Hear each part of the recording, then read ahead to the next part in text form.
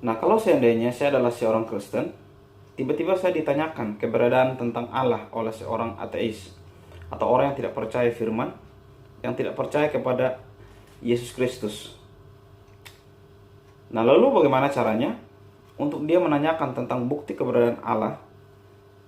Dan yang pastinya, kalau saya menjawab melalui kebenaran firman Tuhan, maka tentu dia tidak akan percaya. Karena apa? Saya berangkat dari hal yang tidak dia percaya, yaitu firman Tuhan. Nah, tetapi kalau seandainya seorang ateis bertanya yang tidak percaya kepada firman, bertanya kepada saya tentang keberadaan Allah, maka seperti apa jawaban tersebut? Nah, maka mau tidak mau, jawaban itu harus berdasarkan atas jawaban logika atau sains. Nah, pertanyaannya adalah, apakah Allah itu ada? Kalau seandainya Allah ada, Allah itu di mana? Nah, kalau seandainya Allah tidak bisa dilihat, bagaimana cara mengetahui Allah itu?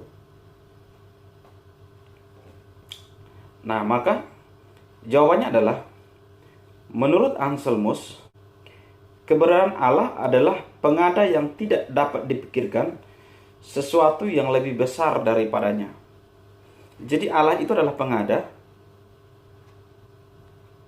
dan pengada itu memiliki level yang lebih besar daripada segala sesuatu yang dia telah mengadakannya itu. Nah, maka manusia termasuk yang diadakannya, maka manusia tidak mampu untuk memikirkan pribadi yang mengadakan manusia tersebut. Nah, sehingga tidak dapat dipikirkan Allah itu. Lalu kita melihat dari apa yang diungkapkan oleh John Locke. Dia membagikan pengetahuan itu dalam 3 kategori. Yang pertama adalah suprarasional, yang kedua adalah rasional, yang ketiga adalah kontrarasional. Yang paling tertinggi adalah suprarasional, dan yang di bawahnya adalah rasional dan kontrarasional. Lalu karena suprarasional itu lebih tinggi, maka rasional ini tidak dapat bisa menguasai suprarasional dan tidak dapat mengetahui suprarasional dengan sempurna. Tetapi yang suprarasional ini mampu untuk menguasai dan mengetahui rasional. Karena adanya rasional ini berasal dari suprarasional. Nah, jadi yang disebut dengan suprarasional itu adalah pengetahuan yang dimiliki oleh Allah tingkatannya, dan rasional itu adalah tingkatan atau pada level manusia. Dan lebih tinggi itu adalah suprarasional. Nah, maka sampai kapanpun rasional ini tidak akan bisa mengetahui dengan sempurna suprarasional dan menguasai suprarasional, tetapi sebaliknya suprarasional akan sangat mampu mengetahui rasional dan menguasai rasional. Nah, sehingga ini mendukung apa yang dikatakan oleh Anselmus, bahwa manusia yang memiliki pengetahuan rasional ini tidak akan mampu untuk memikirkan tentang suprarasional.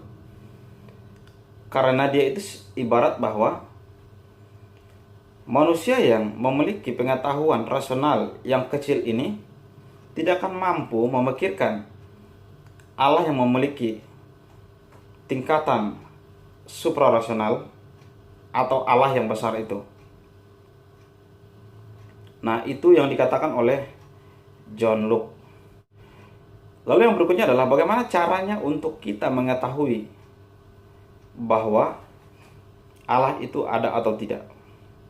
Yang berikutnya adalah ada yang disebut sebagai hubungan kausalitas atau sebab akibat.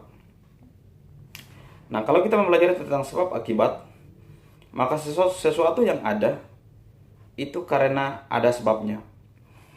Nah, saya berikan contoh bahwa alam semesta dan seluruh isinya itu kenyataannya ada. Dan semua yang nyata ada itu sudah pasti ada sebabnya. Dan yang dimaksud dengan sebab atau yang menyebabkan adanya alam semesta, adanya pohon, adanya tanah, dan adanya hal-hal yang lain, adanya batu, itu karena disebabkan. Dan yang menyebabkan itu adalah pasti Allah yang tidak bisa dapat dipikirkan tersebut. Nah, mungkin orang akan lari kepada teori Big Bang. Orang akan mengatakan bahwa dengan adanya alam semesta ini adalah karena terjadinya ledakan dahsyat atau dentuman besar. Seandainya dengan adanya alam semesta ini karena dentuman yang besar atau karena ledakan yang dahsyat sehingga terjadilah alam semesta ini, maka pasti kita akan bertanya lagi, apa yang menyebabkan dentuman itu terjadi? Tetapi orang beragama tidak diajarkan bahwa dengan terciptanya alam semesta ini karena dari dentuman.